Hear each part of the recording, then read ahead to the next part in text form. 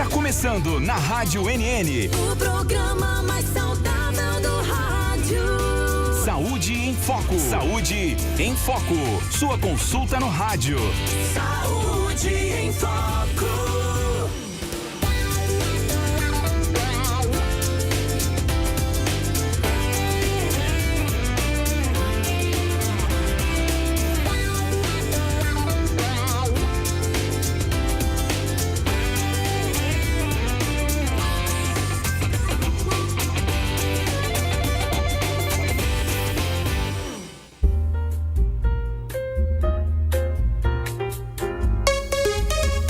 E 2, boa tarde.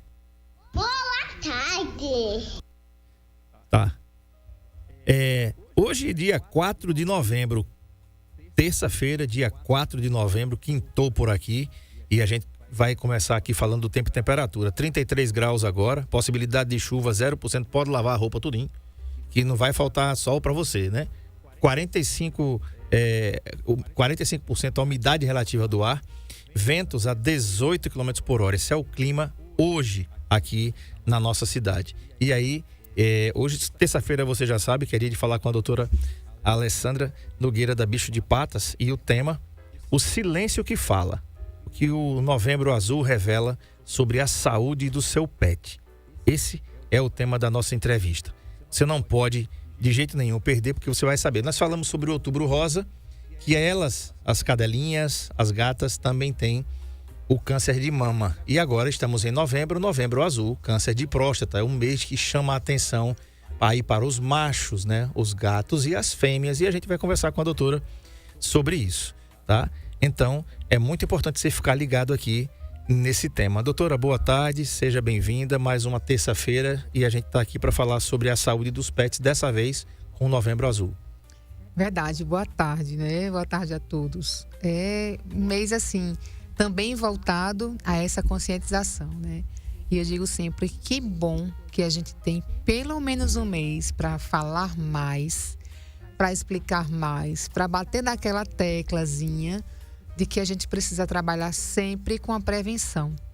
E aí tem esse novembro, né? Que é um mês já consolidado, que a gente cuida da saúde dos machos, dos nossos machinhos pets. Uhum. Doutora, é muito importante a gente falar que é um mês de conscientização. A gente pode falar o ano todo, mas é somente um mês de referência, né? Então, vamos falar um pouquinho. O que é o Novembro Azul Pet?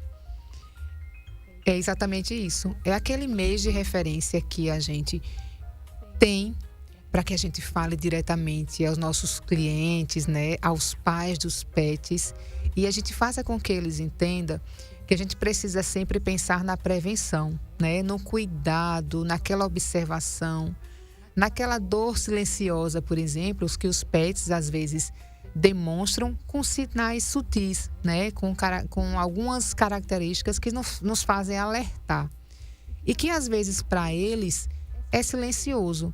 É por isso que é um mês dedicado a essa conscientização, para que a gente possa falar de forma mais aberta, mais direta, que eles, quando passem um ano inteiro aí, observem, né?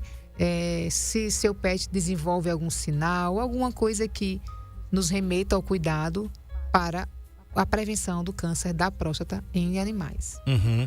Doutora, por que é importante falar sobre a saúde masculina nos pets, assim como também é importante falar da saúde feminina nesse Novembro Azul, tá? A gente percebeu ao longo dos anos que o Novembro Azul, o humano, né, teve alguns avanços significativos. Essa campanha, eu lembro que eu era representante farmacêutico ainda, e havia muito tabu. Claro que não tem o exame de toque pet, né? É outra coisa. Nos homens, tem? Tem. Eita, tem, rapaz, coitado sim, dos... vamos Então falar. tem, rapaz... É uma única forma de diagnóstico mais rápida. É né? o toque também? Também, com certeza. Eu já estava alegre, pensando que o Bolota nunca ia passar por isso. Ah, ele já passou. Pois é, tá vendo aí? É bom a gente Vendo? assistir o Saúde em Foco, porque nem o apresentador sabia que tinha o exame do toque pet. É verdade. Aí assim, doutora, voltando à questão da Sociedade Brasileira de Urologia, a SBU, dos humanos, o que é que eles fizeram? Eles começaram uma campanha, doutora, lá em 90. né? Sobre o exame do toque. E tu imagina o exame do toque aqui no interior, né? Imagina. O homem já é meio coisado para isso aí. Não, eu não vou fazer não, eu não vou fazer não, vou fazer não. Aquele negócio todo, né? Mas com o passar do tempo, foi ganhando adesão. E o que é que aconteceu? A Sociedade Brasileira de Urologia, que antes preconizavam o exame do toque a partir dos 40, foi subindo a faixa etária e ficou como a partir dos 50. Claro que, se você tem antecedentes, se você tem pai, mãe ou avô que tiveram câncer de próstata, continua a mesma coisa. Você continua fazendo a partir dos 40. Se não, você vai fazendo a partir dos 50. Esse mês a gente vai trazer um urologista aqui para explicar bem essa questão humana, mas esse não é o tema. O tema é o PET. Doutora, por que é importante falar sobre a saúde masculina nos PETs? Então, é porque realmente, em caso desses tipos de câncer, de neoplasia, em cães, principalmente em machos, é extremamente discreto, né? A gente não tem um sinal clínico que nos digam, esse paciente, ele pode ter um câncer de testículo, de próstata, visível. E às vezes, quando isso acontece visivelmente, a situação já tem ultrapassado, extrapolado o que a gente poderia fazer com mais facilidade, mais rapidez. Então, o que acontece nos machos é que são órgãos internos, né, que a maioria dos tutores não conseguem fazer em casa essa palpação, né, que é palpação via retal, para fazer aquele toque mesmo. A gente faz isso com frequência quando principalmente aquele PET alcançou a idade idosa, que é a partir dos 7 anos de idade, ou se ele tem algum histórico, como o André bem disse nos humanos, algum histórico de pai que tenha tido esse problema, ou mesmo alguma observação feita no exame de imagem, por exemplo. Então, esse acompanhamento precisa ser frequente nos machos, principalmente porque ele tem a doença mais silenciosa, né? Eles tendem a não dar sintomatologia clínica no início da doença, que nos mostre que ele tem alguma alteração. Então, somente com avaliação clínica mesmo, para essa confirmação. Perfeito. Doutora, outra pergunta aqui que é importante a gente fazer. Por quê, né? Quais são os principais tabus ou descuidos dos tutores em relação aos machos? O homem já é desleixado mesmo, né? A gente procura o médico quando já está sentindo alguma coisa, mas aí o problema é esse: não há sintomatologia para o PET, né? E aí fica aquele negócio, né? Então, quais são os principais tabus ou descuidos dos tutores em relação aos machos? Olha, o principal tabu, assim, o que acontece com frequência, especialmente os tutores, quando são de sexo masculino, eles têm muita dificuldade em aceitar que aquele PET poderia ser castrado, ou pode ser castrado, ou que ele necessite ser castrado.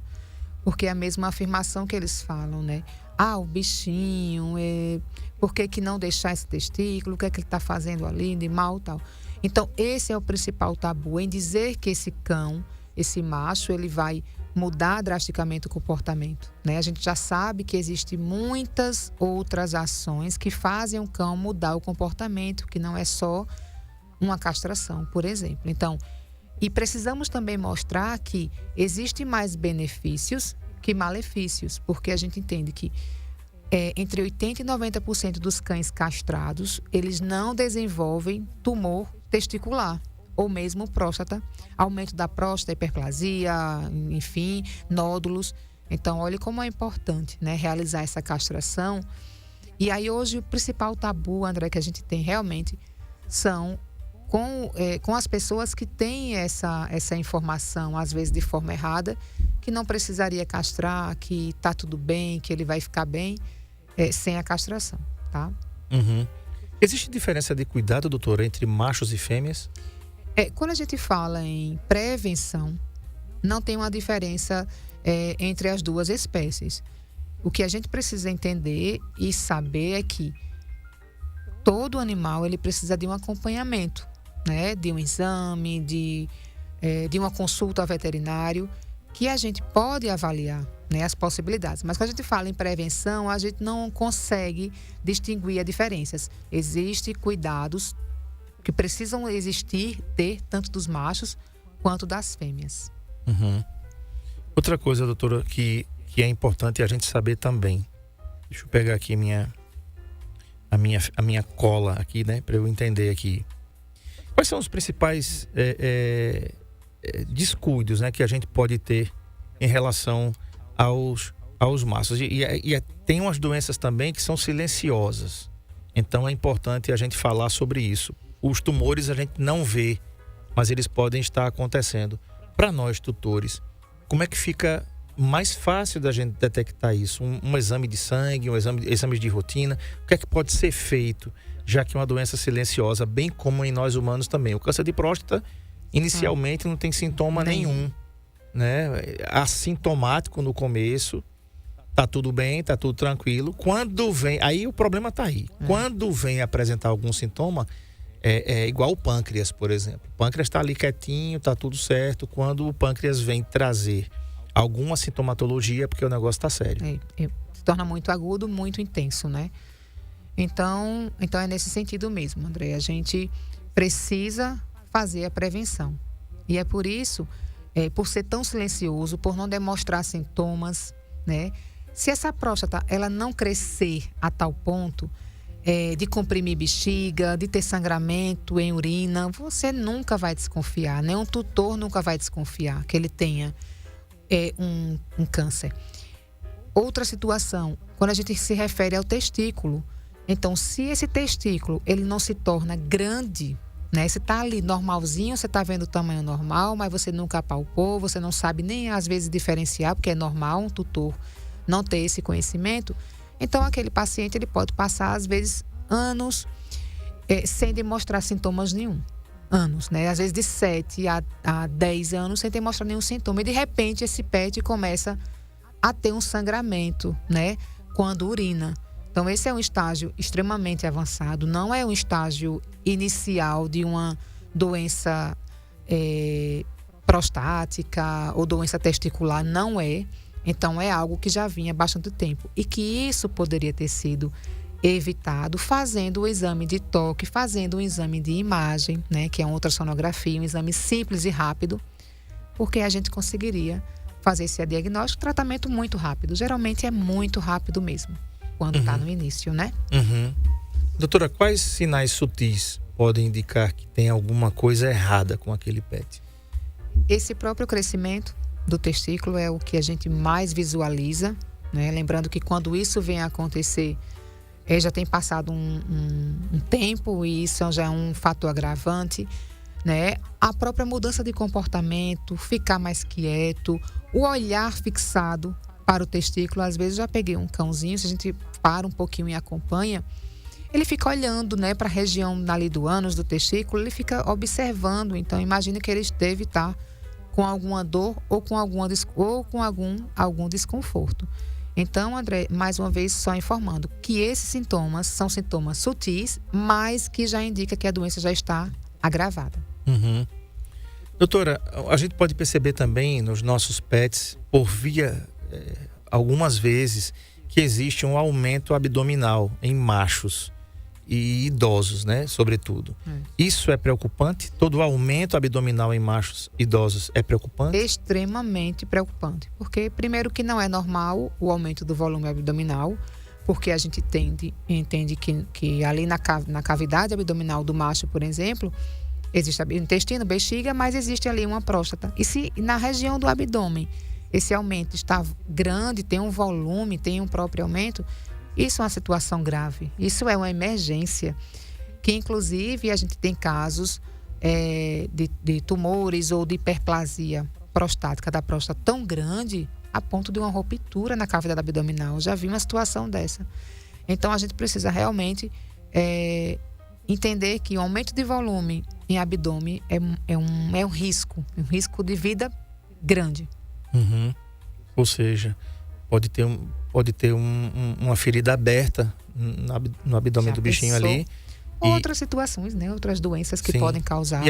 E aí pode ter uma infecção generalizada, né? Uma sepse, que é que é isso daí, uma infecção, e aí pode levar a vida embora do pet, né? Uma coisa que é extremamente dolorosa para ele, né? E sobretudo para quem tá vendo seu pet ir embora. E às vezes um exame simples, um exame poderia ter corrigido tudo isso, poderia ter refeito essa trajetória e ter evitado aí a partida do seu pet de forma precoce, né? É importante a gente pensar sobre isso. Doutor, o que o veterinário observa no exame do toque retal em cães? E se esse exame, e como ele é feito? Esse exame é feito com sedação? Esse exame é tão rápido quanto feito no ser humano? Como é que funciona isso? Não precisa de sedação de forma alguma. É rápido. É incômodo, né? O pet sempre tende a se incomodar, mas ele nunca vai, por exemplo, gritar de dor, a não ser que a gente esteja diante ali de um processo prostático muito grande, né? Um aumento de volume da próstata muito grande. Então, nesse toque, a gente consegue palpar a próstata. Se ela tiver normal, dificilmente a gente palpa. Se ela já estiver com um aumento considerável, assim que a gente fizer um exame, a gente vai conseguir detectar esse aumento de próstata. E isso vai ser um diferencial entre um exame emergencial ou não, né? Então, se a gente acha esse aumento, a ultrassonografia, por exemplo, tem que ser feita no mesmo dia. A gente não pode esperar, não precisa esperar por mais tempo ou achar que está tudo normal. Então, é nessa hora que a gente consegue trilhar melhor para que situação a gente vai encaminhar aquele paciente. Os exames são feitos sob sedação? Também não. O exame de ultrassonografia, que é um exame comum, que a gente consegue fazer esse diagnóstico, não precisa de sedação. O toque, sim. Também não, André. Também não. De forma alguma. É rápido e o paciente sente um pouco de incômodo, mas nada que não consiga deixar fazer. Tá. Agora, a gente existe, por exemplo, os animais muitos agressivos, que não deixam nem a gente se aproximar dele. Então, para esses pacientes, a gente faz sedação como forma de contenção, né? Porque não é um anestésico, é uma sedação leve. É uma sedação leve, não é para anestesiar o paciente e ficar por horas dormindo. Não, sedação leve, somente para manipular aquele local. Certo. E eu já tive pacientes também, até comum acontecer, que precisam sedar para fazer uma simples coleta de sangue, né? Por quê? Porque eles não são muito às vezes, agitados, são muito agressivos. Agressivos. A gente não consegue colocar uma focinheira, né? Um colar, para que a gente consiga manipular da melhor forma. Então, nesses casos, a gente chama um anestesista, né? É feito com monitoramento do anestesista e ele consegue fazer essa sedação. Tá bom. Quero mandar um abraço aqui para dona Hilda, que mandou um card de uma menininha segurando um pet. Diz assim: é incrível como um ser tão pequeno pode ocupar um espaço tão grande em nosso coração. Obrigado, dona Hilda, mais uma vez pela mensagem, pela audiência. A Neide também, a Ângela e a Ângela e a Mércia lá em Olivença, que também não perde um Saúde em Foco. Todo mundo que tá ligado aqui. Vamos pro intervalo, vou tomar uma água aqui com a doutora. Daqui a pouco a gente volta, não sai daí não. Saúde em Foco, na Rádio NN, com André Pepe. Você já...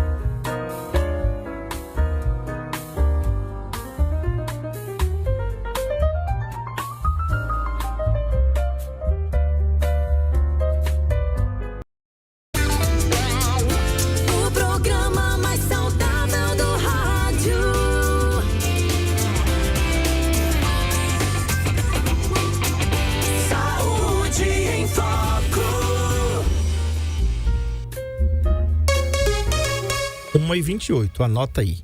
Boa tarde. Isso, boa tarde mesmo. Tô falando com a doutora Alessandra Nogueira da Bicho de Patas. E o tema, gente, o silêncio que fala. O que o Novembro Azul revela ou pode revelar sobre a saúde do seu pet, né? Doutora, o que o veterinário ele observa no exame do toque retal em pets? A gente já tinha respondido anteriormente. Então tá. Já, que é só aumento de próstata mesmo. A gente consegue observar esse aumento da próstata. Tá. E existe algum exame preventivo para tumores testiculares e da próstata, a não ser o toque, ou pode ser a própria ultrassom? É só a ultrassom? Isso, é um exame mais rápido, pode ser feito através de tomografia também, mas a ultrassonografia, ela já me consegue dar a dimensão, o tamanho da próstata, se existe cistos prostáticos nesse cisto na próstata, se existe alguma outra característica. Mas se, por exemplo, for uma próstata neoplásica, que contenha características neoplásicas, aí vai ser uma avaliação histopatológica daquele material, para entender se naquela próstata tem algum câncer e que precisa ser, por exemplo, feito quimioterápico, né? Porque existe essa possibilidade e inclusive, tumores em próstata têm grande possibilidade de ser metastático também, é importante, porque muita gente acha que é um tumor tranquilo, até mas ele tem sim as características de metástase. Então, quanto mais tempo esse paciente passa com esse câncer, com esse nódulo, com esse aumento de volume, sem a gente reconhecer, sem ser diagnosticado, mais tardio fica o tratamento e mais difícil também. Então, uma ultrassonografia já é suficiente para dar início ao que iremos fazer posteriormente. Uhum. Olha só, doutora, que coisa importante. Cães não castrados têm até 80% mais chance de desenvolver tumores testiculares após os 8 anos. Cães não castrados. Daí a importância de você castrar o seu pet. E, gente, olha, quanto mais cedo e permitido, né, você castrar, o permitido na data certa, no período certo, o seu cão, melhor para ele. Pode crer. O pós-operatório é mais tranquilo. Quanto mais novinho ele tiver, melhor. Isso é igual a cirurgia de fimose em homem, para quem tem, né? Quanto mais cedo você fizer isso na criança, melhor para ela. Ele pré-adolescente ou ainda adolescente, é bem melhor o pós-cirúrgico do que quando adulto. A castração precoce reduz significativamente a incidência de doenças prostáticas, doutora. Daí também a importância de falar da castração nos machos. É verdade. E olha só, é muito comum, até vou citar o caso do Bolota aqui, o que aconteceu com ele. Ele teve um pequeno aumento da próstata, André ficou muito preocupado. E aí eu fiz, André, não, a gente vai simplesmente castrar ele, porque a gente está achando isso bem no início. E essa hiperplasia prostática vai ser resolvido logo após a castração. E foi assim que aconteceu, entendeu? Então, olha a importância desse diagnóstico precoce, desse tratamento cirúrgico, que foi a castração rápida, para que a próstata pare de crescer e, na verdade, regrida o crescimento. A gente faz um acompanhamento, talvez uma vez por ano, uma ultrassonografia com bolota, para a gente acompanhar. Mas, em muitos casos, a castração já corrige esse problema. Então, você vê como é importante um ato de castrar, não é só pensando em outras possibilidades, né? Que a gente sabe que a castração reduz muita coisa, mas entre elas e a mais importante são tumores. É verdade. E assim, doutora, que qualidade de vida que o Bolota passou a ter, e olha que ele não teve sintoma nenhum, né? Completamente assintomático. A gente foi que cismou lá. Vamos fazer ultrassom, né, doutora? Você chegou para mim, André, vamos fazer uma ultrassom para investigar? Vamos, doutora, vamos lá fazer ultrassom. E na ultrassom... E lembrei que sabe uma bolinha que tem no testículo que não era nada, né, essa bolinha, né? De fato, André, isso aqui não é nada não, mas vamos sim fazer uma ultrassonografia. Foi somente um aumentozinho de volume que tinha na pele do testículo, não foi nada a ver com o testículo. E por isso a gente descobriu uma coisa importante, tratou e tá tudo bem e ótimo. O rapazinho só começou a comer mais, né? A gente tem que controlar isso. É um peso. É normal, né, doutora? Eles terem um pouquinho de fome a mais. Então, porque eles diminuem, né, a produção hormonal E com isso eles veem mais o sedentarismo, né? A vontade de comer mais, de estar mais deitado. Então é isso que nós, tutores, precisamos estar atentos. Estimular o desenvolvimento dele, pedir para passear, vamos correr, vamos brincar. E fracionar a alimentação, né? Porque muitas vezes a gente pega um animal adulto, um petzinho adulto, e insiste em dar alimentação uma vez ao dia. Porque, claro, que a maioria só quer comer uma vez ao dia, que é normal, tá tudo bem. Só que a gente precisa adaptá-lo a não fazer isso, a pelo menos dividir essa alimentação 2 ou 3 vezes ao dia. Atenção, não é triplicar o alimento, né? É dividir, fracionar o que ele comia somente à noite, colocar também um pouco durante o dia, um grãozinho de ração que for, ele vai comer alguma coisa durante a tarde e complementa no final do dia, à noite, o jantar dele. Então, isso é muito importante. E outra coisa que o André também bem sabe, alimentação de qualidade, né? Já uma ração sênior, light ou castrado, né? A gente vai fazendo indicação, essa indicação, e aí vida que segue. Ele não vai ganhar esse peso, ele não vai aumentar esse peso a gente fazendo isso, tá? Verdade. E assim, como a doutora bem falou, passeie com o seu pet. E vamos encampar mais uma vez essa campanha aqui, de você andar com o seu pet, gente, nos horários adequados, tá? Até de manhã, ande com o seu pet até umas 15 para as 8, no máximo 8 horas. Gente, eu vi aqui, vocês viram a previsão do tempo aqui, 32 graus, umidade relativa do ar em 45%. Isso é muito ruim para eles. Então, quando você tá calçado, geralmente você tá de tênis, você tá de sandália, né? Você não tá sentindo ali. Coloque o dorso da sua mão no chão para saber como é que tá a temperatura. Aquilo ali vai afetar os coxins do seu pet. Se for à tarde, não ande com eles antes de 5:30 da tarde não, gente. Tá muito quente. Ande depois do seu trabalho, ande depois do seu jantar. Né, que já tá de noite, o chão já tá frio. Ele vai ter mais prazer em passear e você pode passear até mais tempo com eles, né? Não deixe de passear e não submeta eles a essa temperatura que tá aí. Porque pra gente é ruim, inclusive pra você, doutora, eu às vezes eu tô vindo pra cá e eu vejo uns corajosos. Eu não sei se eu chamo os caras de corajosos ou se sem noção mesmo. Eu vejo gente correndo 12:30. Eu vejo gente pedalando 12:30, sabe? E é por isso, eu não sou especialista, mas assim, é por isso que algumas coisas ruins podem acontecer e ninguém sabe, né? Diz assim, eita, mas o cara teve Gente, como é que você pedala 12:30? Né? A galera do pedal geralmente vai pedalar de madrugada mesmo, 5 horas da manhã, 6 até 7 horas antes de ir pro trabalho, né? Ou tem a galera do pedal noturno, que é uma ideia muito bacana também, né? O pessoal faz um pedal noturno aqui às quartas-feiras. Um grande abraço aqui a todos os adeptos aqui do ciclismo, né? Do pedal. Mas tem que ter noção, né, doutora? Porque essas temperaturas, elas afetam a saúde da gente. E quando a gente leva isso pro lado animal, para eles é prazeroso estar na rua, estar passeando, estar com você, tutor. Eles não têm essa noção que nós, humanos, temos. Então, a gente é responsável direto por eles.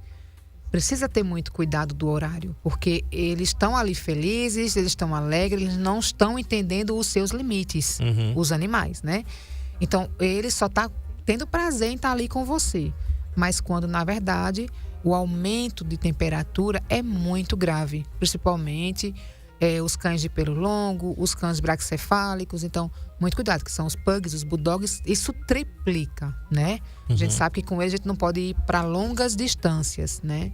Mas é isso, cuidado, não é porque ele está ali do seu lado, que ele está andando, não desmaiou ainda, que ele não pode estar passando por determinada situação, por exemplo, uma hipertermia. Então, muito cuidado com a temperatura. Perfeito. Doutora, vamos para um quadro aqui, mitos e verdades. Vamos. Né? Castrar meu cão vai deixá-lo triste? Mito ou verdade? É mito, né? O que a gente precisa é, depois da castração, entender que algumas alterações hormonais vão acontecer com esse seu pet e que você precisa dar para ele a qualidade de vida. Aumentar exercícios de qualidade, diminuir a alimentação ou fracionar, né?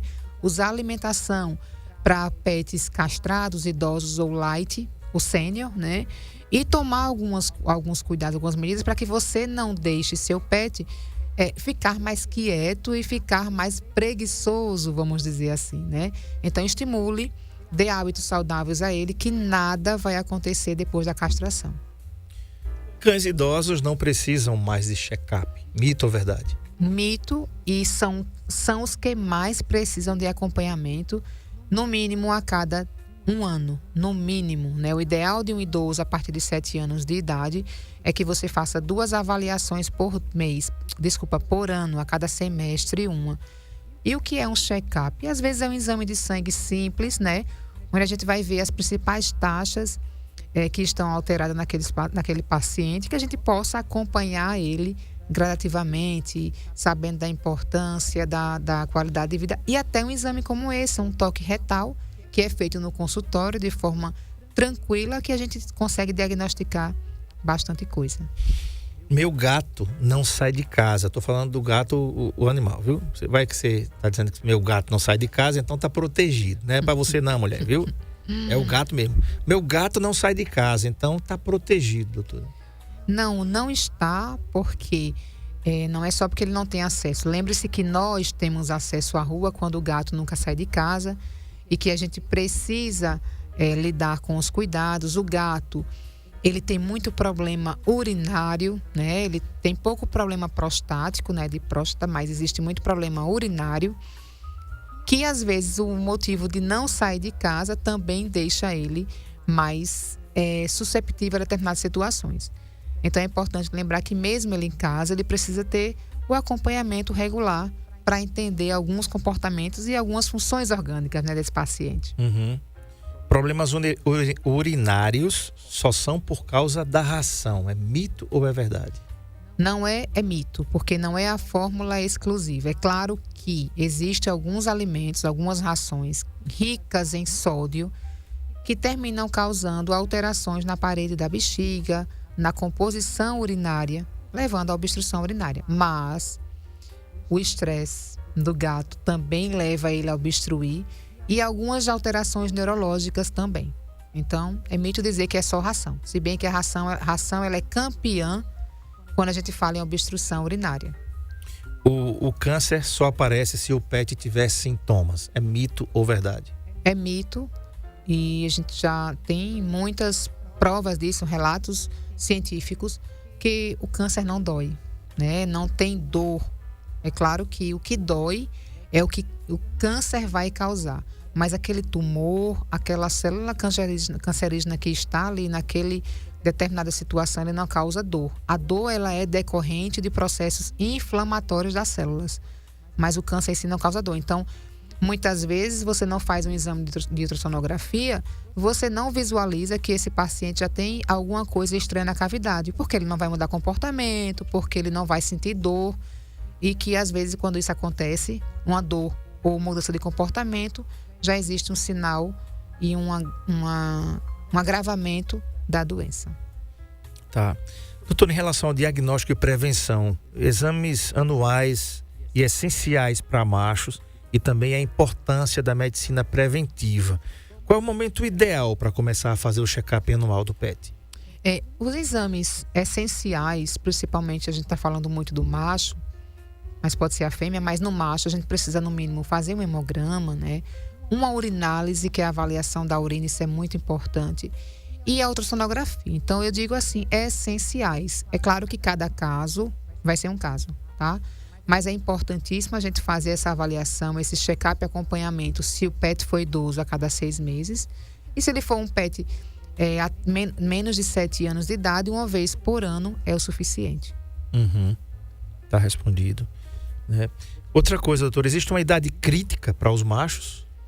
É sempre, tanto para o macho quanto para a fêmea, a partir dos 7 anos. Mas a idade crítica é a partir dos 10 anos. É uma idade mais crítica, é onde esse paciente ele já vai ter um prognóstico, né, não tão bom. Se ele for identificado nessa fase de idade muito avançada, um câncer, a gente sabe que uma cirurgia como essa já é um pouco mais delicada, mas que com os recursos que a gente tem hoje, sabe, André, com a tecnologia que a gente tem tanto em drogas, tanto em equipamentos, a gente consegue fazer uma cirurgia mais segura, né? Que antigamente o pessoal tinha muito medo, tabu, que sempre que ia para a cirurgia um paciente morria, mas que hoje a coisa tem dado muito passos largos. A gente faz cirurgias tranquilo de pacientes com 17, 18 anos, né? Então, mais uma vez, não generalizando, e cada caso vai ser sempre um caso. Uhum. Doutora, como é que os tutores eles podem observar sinais em casa, já que não tem muitos sinais no começo, nem tem sintomas? Quando a gente fala em próstata, por exemplo, é um aumento de volume na urina, né? Próstata ou testículo. Um aumento de volume na urina, aquela urina mais concentrada ou mesmo com raios de sangue, né? A diminuição de apetite, um aumento de volume abdominal. Você vê que aquela barriga está um pouco maior, ele está comendo menos e o abdômen crescendo. Então, são sinais sutis que você consegue visualizar em casa e que ajudam muito nesse diagnóstico rápido. Uhum. Doutora, tem histórias reais e algumas histórias assim de emoções, né? Um caso real de um cão que chegou para banho e no exame de rotina descobriu-se um tumor precoce. É verdade. E inclusive esse tumor era um tumor agressivo, né? Nesse primeiro momento a gente... Duas situações desse mesmo pet, foi essa semana já, onde a gente observou a nossa tosadora. Ele veio para o banho normal, banho tosa, e a gente observou que estava um cerúmen, uma secreção muito grande no ouvido, né? E que esse ouvido, quando a gente fez a limpeza, viu lá dentro que se tratava de um tumor, mas que a tutora nunca tinha visto, que realmente ele é imperceptível às vezes quando a pessoa não tem a habilidade. E aí, ao trazê-lo para o consultório, fazendo uma avaliação clínica, ele também tinha uma alteração no testículo. Ele tinha um testículo, na palpação, a gente viu que era defeituoso, entre aspas. Só que para a tutora ela ficou extremamente assustada, porque ela não tinha noção que isso poderia estar acontecendo, que ele estava sujeito a essa doença, né, um tumor, e que de fato foi. É um paciente idoso, de 12 anos, mas ele passou maravilhosamente bem pelo procedimento cirúrgico e a gente recebeu um diagnóstico de uma neoplasia maligna. Certo que a gente vai fazer um acompanhamento desse rapazinho, mas ele está ótimo, perfeito. Sendo que a gente observou isso em um cão que veio apenas para tomar um banho. Então, veja essa importância, né, da consulta periódica, porque às vezes o tutor não está vendo, não está em casa observando. Verdade. O silêncio do pet fala é uma metáfora sobre a comunicação não verbal dos animais, né?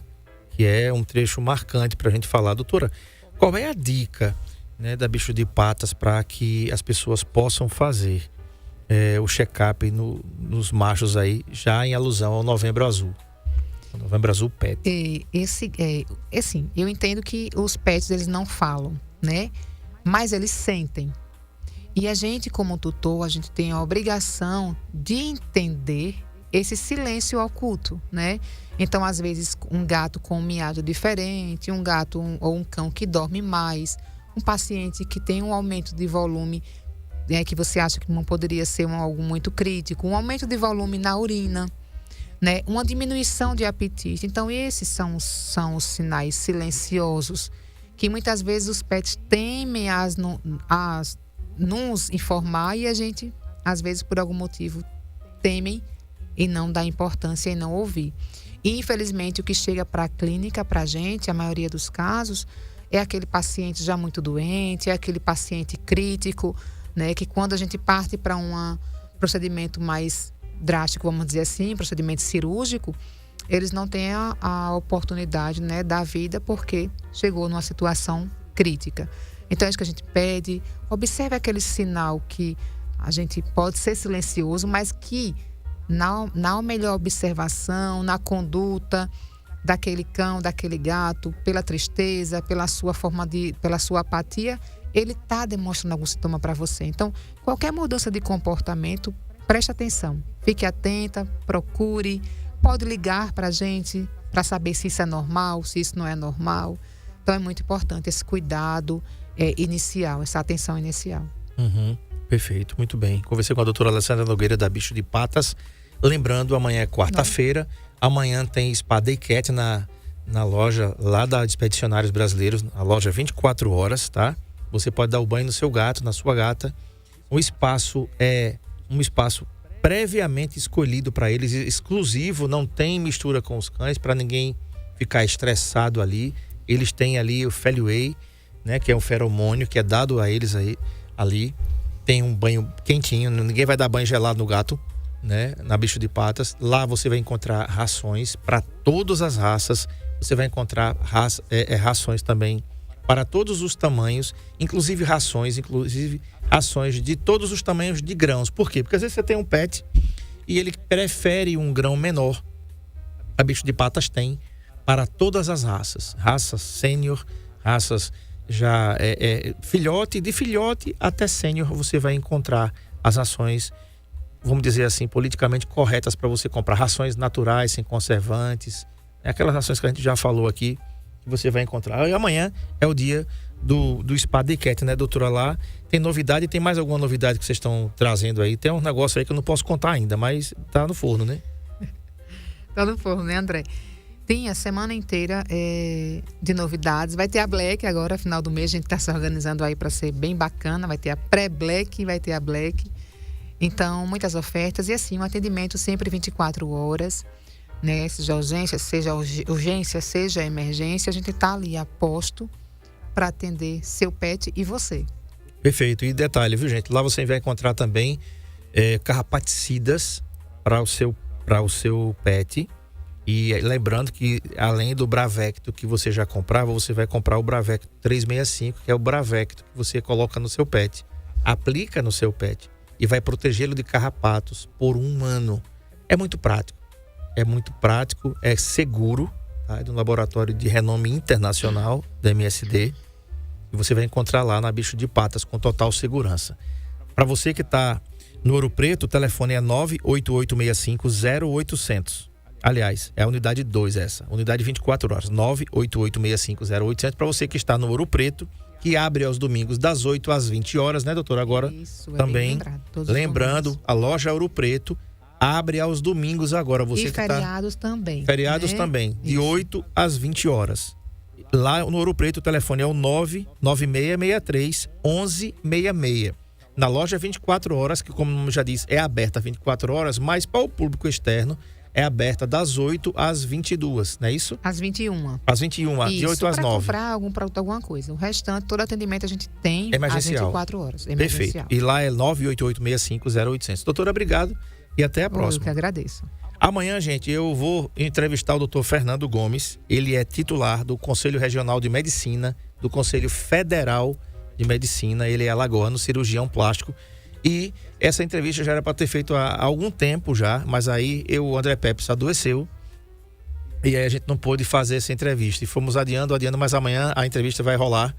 E o assunto: o uso permitido e não permitido de silicone. Isso, claro, por conta da aplicação indevida de silicone em algumas pacientes aqui em Arapiraca, e que ocasionou aí em um monte de coisas aí, um monte de problemas nessas pacientes. E aí o Conselho Regional, o CRO, Conselho Regional de Odontologia, agiu, né, com a profissional que fez isso. E amanhã a gente vai conversar com o doutor Fernando Gomes, que é cirurgião plástico, e vai falar sobre o uso, inclusive, não autorizado para médicos de silicone. Acredite, né? Porque a pessoa é médica que pode sair colocando silicone por aí no povo, não. Tá certo? Então, é uma entrevista imperdível. Esse cara, ele inclusive, ele assistiu a alguma dessas pacientes que tiveram essa aplicação do silicone e vai relatar pra gente o que é que aconteceu, o que é que acontece. Afinal de contas, para quem não sabia, colocar silicone nas pessoas é um ato privativo do médico. Um detalhe, o médico especialista. Mas existe um tipo de silicone que, mesmo sendo especialista e mesmo sendo médico, não pode ser administrado em humanos. É sobre isso que a gente vai falar amanhã com o doutor Fernando Gomes, tá bom? Boa tarde para você e até amanhã, se Deus quiser. Tchau. Saúde